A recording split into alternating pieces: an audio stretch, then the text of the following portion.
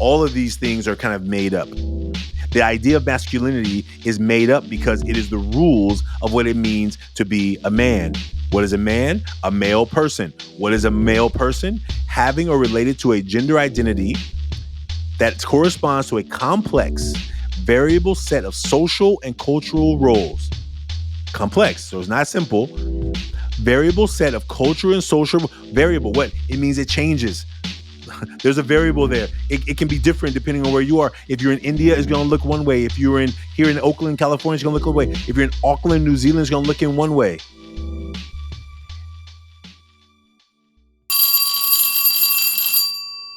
Welcome to Unmasking with Male Educators. I'm Ashanti Branch, and I'm really glad you've joined us. Listen, today's episode is going to be a conversation with you directly about a couple of topics I think are really important. We're going to talk about the Young Men's Conference. We're going to talk about a question we got from a parent on one of our global community advocates for young men's calls. She said, "There's no men in my community." We're going to talk about a definition of masculinity that I think we probably should be curious about. And so I think these topics are going to kind of bring us to this conversation that are really important in what we're doing with the Young Men's Conference.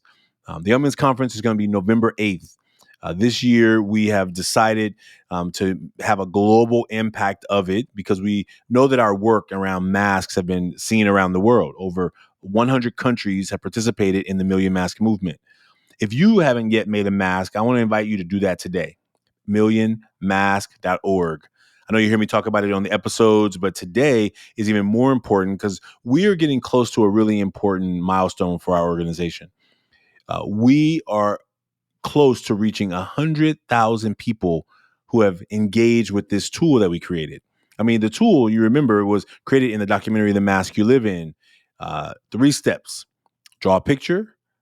What are 3 things you let the world see about you? This is what we call the front of the mask. What are 3 things you don't let people see? That's the back of the mask. And we do this conversation with educators on all these episodes.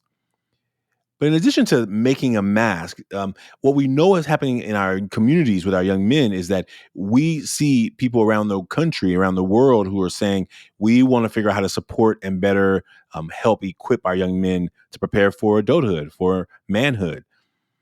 Now, the Young Men's Conference, our goal is to support parents, teachers, coaches, communities, educators to help young men do something it can't happen all the time in school.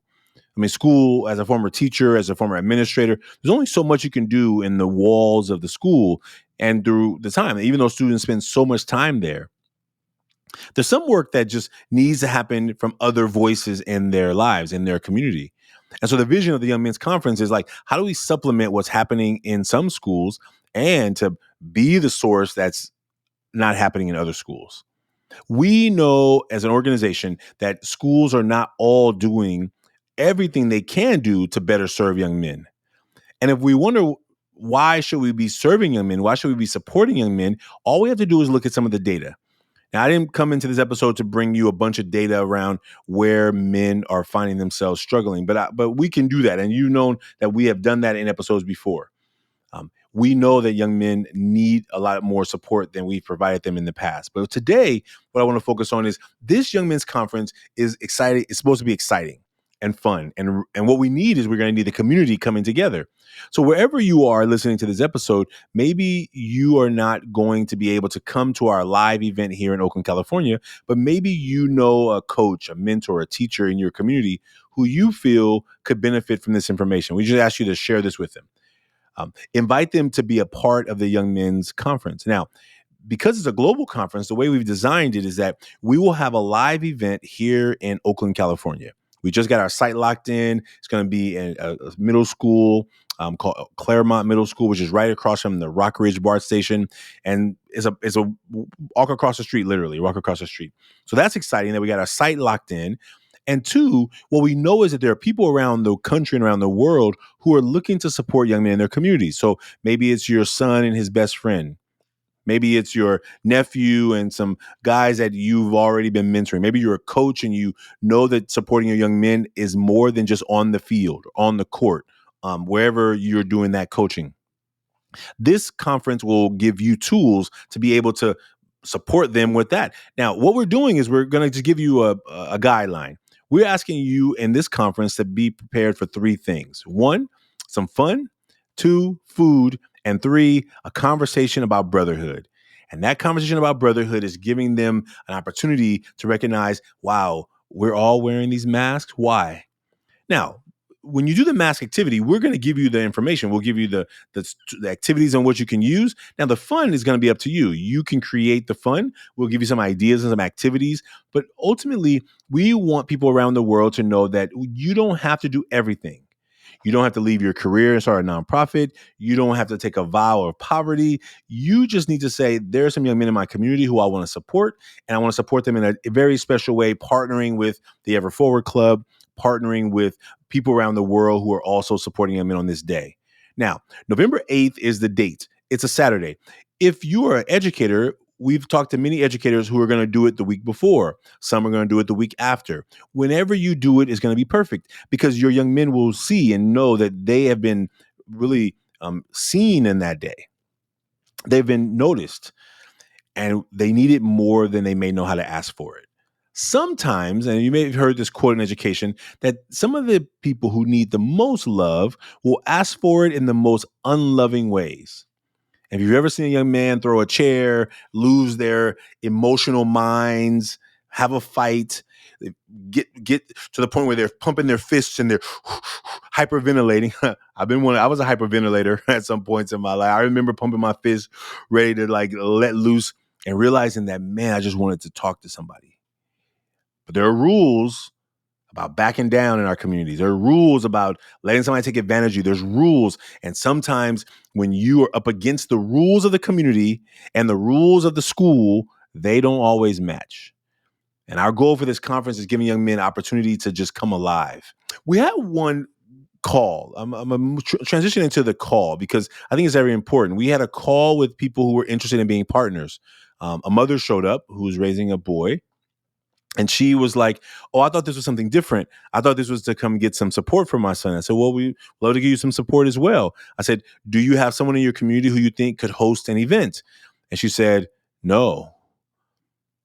Now, when I heard that, I was like, "Well, maybe do you have a local community center, a local church, a local what are the resources in community? A local nonprofit that is working with young men, a gym that, like, where are the young men gathering?" And if you have a community that doesn't have that, if you have a community that doesn't yet have that where you are in the know, then we want to help provide some resources for you. So we gave her some tools that she could go to mentoring.org and look up, put her zip code in and put her location and the age of her son and see if there's any mentors in her area. Because ultimately, sometimes parents just don't know where to go.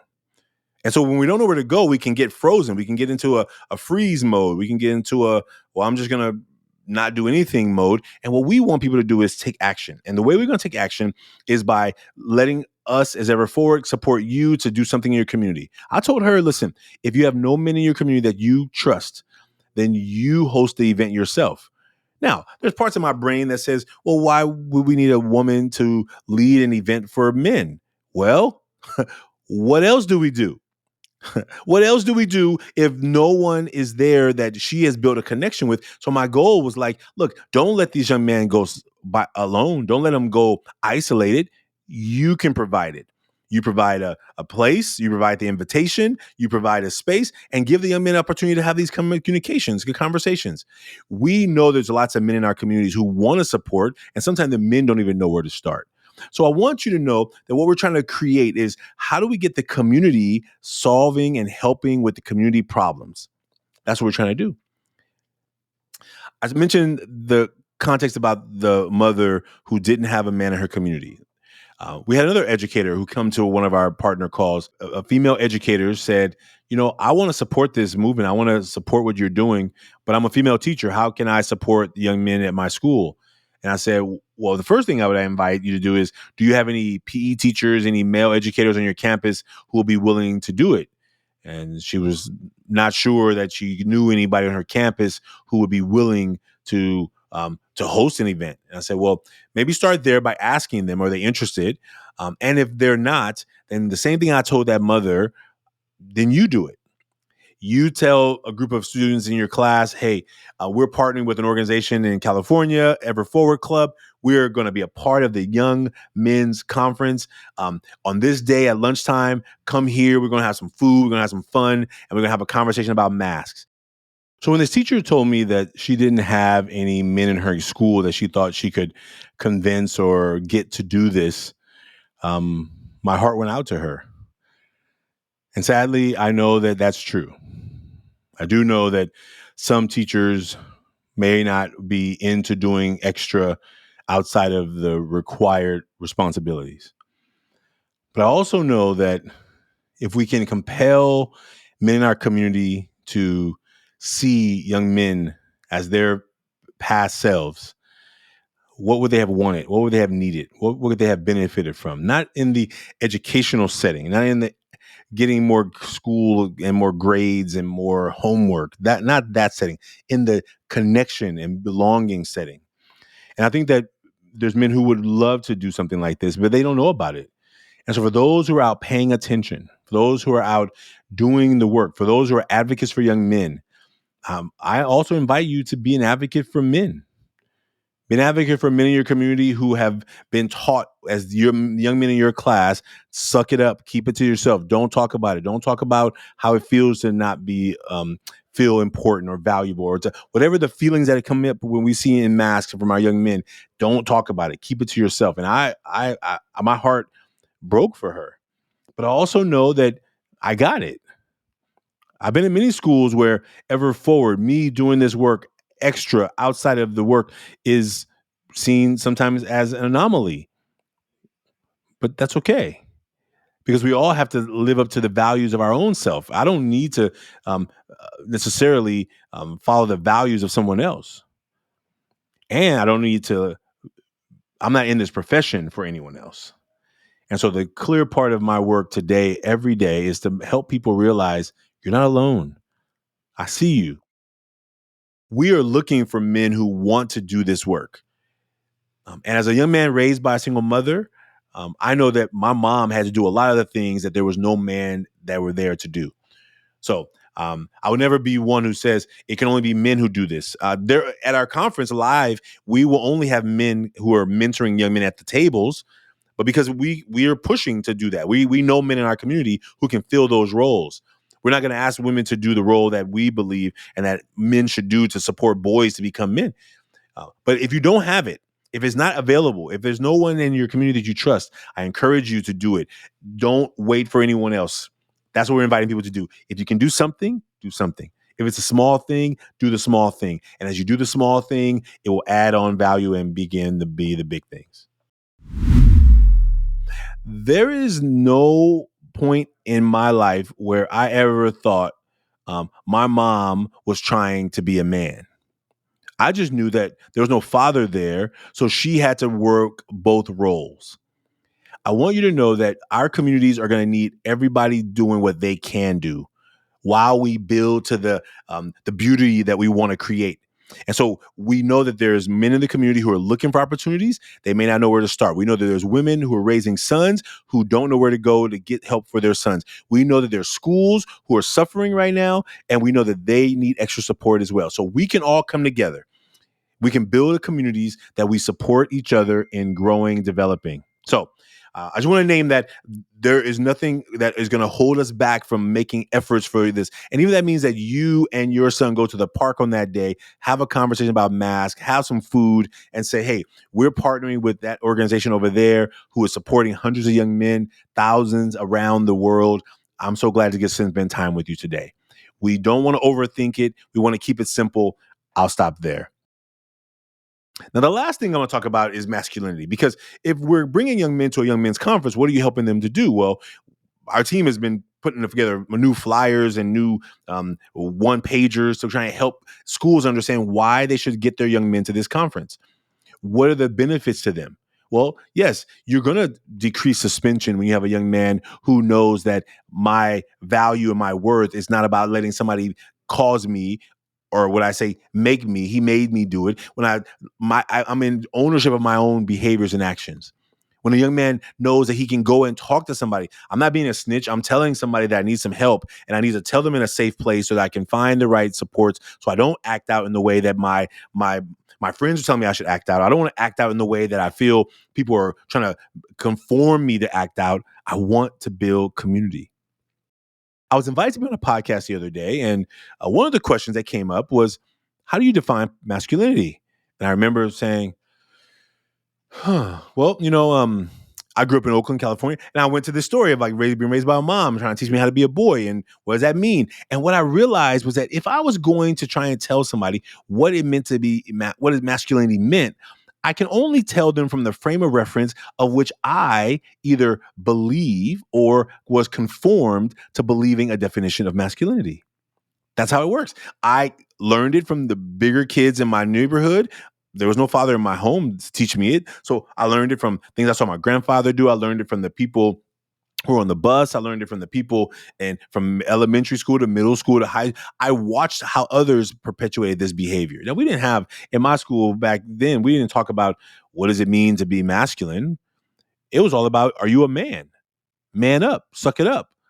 Don't be no little, whatever word they use in your community to conform you to fill in that blank. Don't be you can fill it in with whatever word your community uses. Some of the words are very graphic and very vulgar, but they're words that fill in that blank in a community. And whatever you heard in your community may not be what I heard in my community. Maybe your community let boys cry and didn't make fun of them. Maybe your community told boys that the boys don't cry. Whatever it was, there's a rule around it. And so let me go to the dictionary. I'm going to Google. And the first dictionary that came up that wasn't an ad connected to it was dictionary.com. So that's what I'm going to use. So I'm going to type in masculine and see what the word masculine gives me. Masculine, maybe a root of that. Masculine. So I'm going to type in masculine and see what comes up here. So when I type in masculine, view definition of masculine. Okay, here we go. So we can see definition of masculine.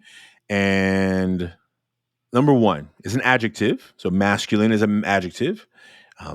Pertaining to or characteristic of a man or men. Pertaining to or characteristic of a man or men. That's definition number one. Definition number two, having qualities traditionally ascribed to men as strength and boldness. Having qualities traditionally ascribed to men as strength and boldness. And the last one is a grammar kind of thing, where it's like a Greek grammar. Great, I don't know read all that. For mannish, whatever that means. Okay, so if you think about this, the noun, the masculine gender, a noun or other element in or making that gender. And there's a bunch of other words in here. We can get stuck in recognizing that what masculine means is of or pertaining to characteristics of a man. Okay. So then I guess we got to figure out what a man is. Because if we're going to know what the characteristics of are pertaining to the characters of a man, we need to define what a man is. So let's go dictionary.com again, and let's look up what it means to be a man. So let's type in man. All right, type in man, and here's what we're going to come into. Now, we know we're going to get a lot of conversations around this because we're talking in this binary, right? But this is what we're talking about. We're talking about if we're going to help young men figure out what it means to live in a world where they're expected to act masculine, where they're expected to do these behaviors, to perform, and we don't have a way of helping them figure out what it means, we're going to leave them to going to the internet to figure it out. And guess what? There's a whole lot of people that'll sell you a program for $29.95 just to tell you how to be masculine. When there's no definition in a dictionary about it, because it's the pertaining of being a man. And if you were born a man and you're a boy and you identify as being a man, then you are masculine. That's what it is. How you are is masculine. But we don't let people get away with that. So let's figure out what a man is, because maybe this is where we need to get our second part of the definition from. So here it is. It's a noun. Okay. And it says an adult male person. Definition number one, man. Definition number two, a member of the species Homo sapiens, or all the members of this species collectively without regard to gender. They're using like and man walked the earth. They're using like old language of like and man walked the earth. The first one was an adult male person. So right now, the only one that's connected to gender is the first definition, an adult male person. So I guess right now, what we need to do next is you probably already guessed it. We got to look up what male means, because now if we are trying to get clear on a definition, we got to work our way down the roots. So the masculine said of pertaining to characteristics of a man. We look up man, it says an adult male person. So let's follow the information. Let's go to dictionary.com again and let's find out, what does it mean to be, what is male? Let's see if it gets more interesting here. Because what I wanted you to see, and we may not have time to show you all of the steps I'm going to go through to figure this thing out, but I do want you to know that what our young boys are looking at, they're going to the internet for answers. And guess what? Sometimes the internet is even not clear.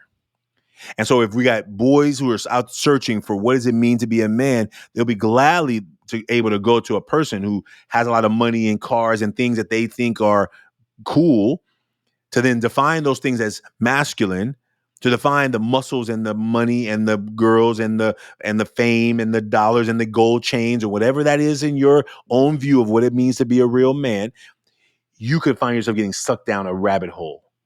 Now, I'm going to look up male. So this is the definition for male. Number one, it's an adjective. Having or related to a gender identity that corresponds to a complex, variable set of social and cultural roles, traits, and behaviors assigned to people of the sex that typically produces sperm cells. Now we've gotten more specific. We've gotten to the specificity that maybe helps somebody make an understanding that all of these things are kind of made up. The idea of masculinity is made up because it is the rules of what it means to be a man. What is a man? A male person. What is a male person? Having or related to a gender identity that corresponds to a complex, variable set of social and cultural roles. Complex, so it's not simple. Variable set of culture and social variable. What? It means it changes. There's a variable there. It can be different depending on where you are. If you're in India, it's going to look one way. If you're here in Oakland, California, it's going to look one way. If you're in Auckland, New Zealand, it's going to look in one way.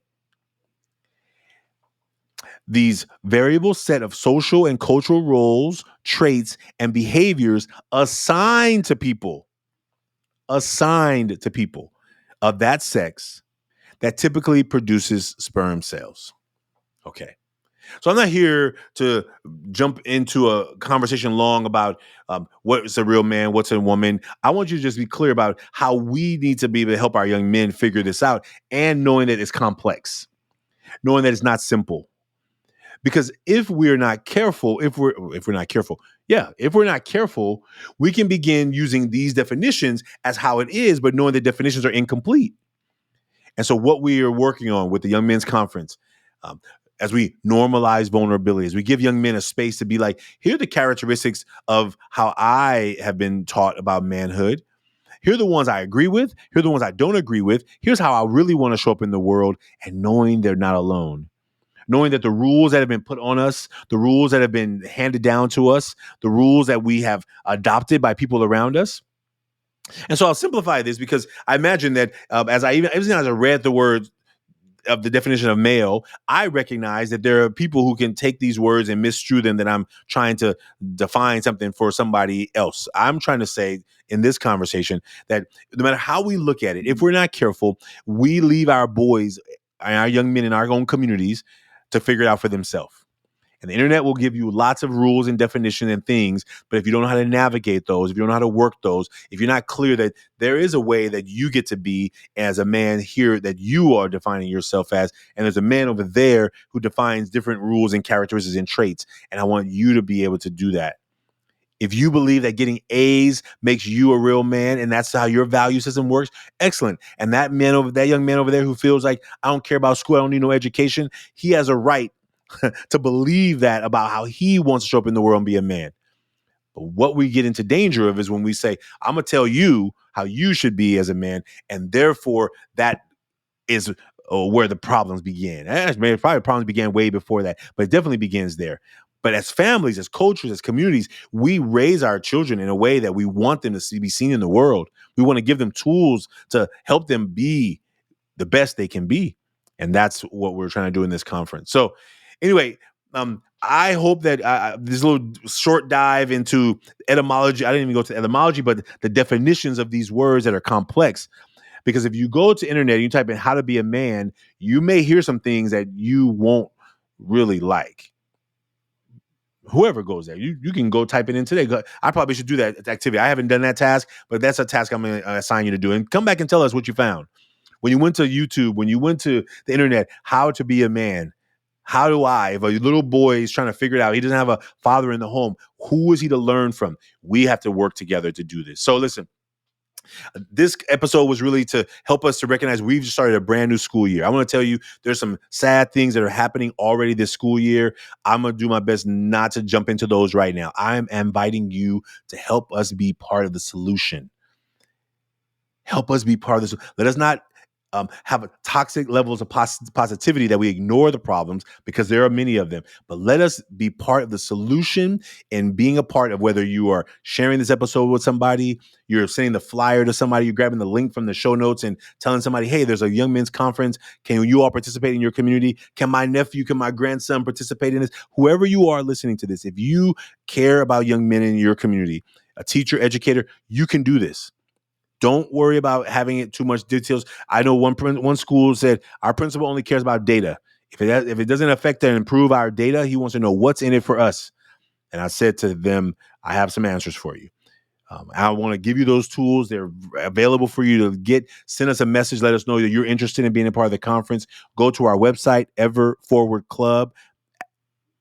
I'm about to give you my email address. Go to our website, everforwardclub.org, and you can make sure that you have all the answers you need there. There'll be a toolkit for your school. And if your administrator only cares about data and getting butts in seats, help those young men feel welcome and wanted, and they'll show up to school every day. Even if they don't do no work, they'll show up to school every day. So the question is, are you willing to do the work? That's the question to all of you. Thank you for being a part of this journey with us. If you haven't made a mask, we invite you to go to millionmask.org, make a mask, and stay a part of this journey. Stay connected. There's a lot of things happening this season as we get 2 months away. We're 2 months away from the Young Men's Conference. It is exciting for us here. There's a lot of bustling, moving. Our team is growing, and there's a lot of transitioning happenings. I'm inviting you to be a part of this journey with us. Even if you just share this post, even if you just share this podcast, even if you just help somebody get involved, that's my ask to you. I'll stop there. I can keep going, but I'm going to stop there. Thank you for listening. Thank you for being a part of the Unmasking Male Educators. And as male educator here, thank you for being a part of this journey with me. Take care. Be well. See you next time.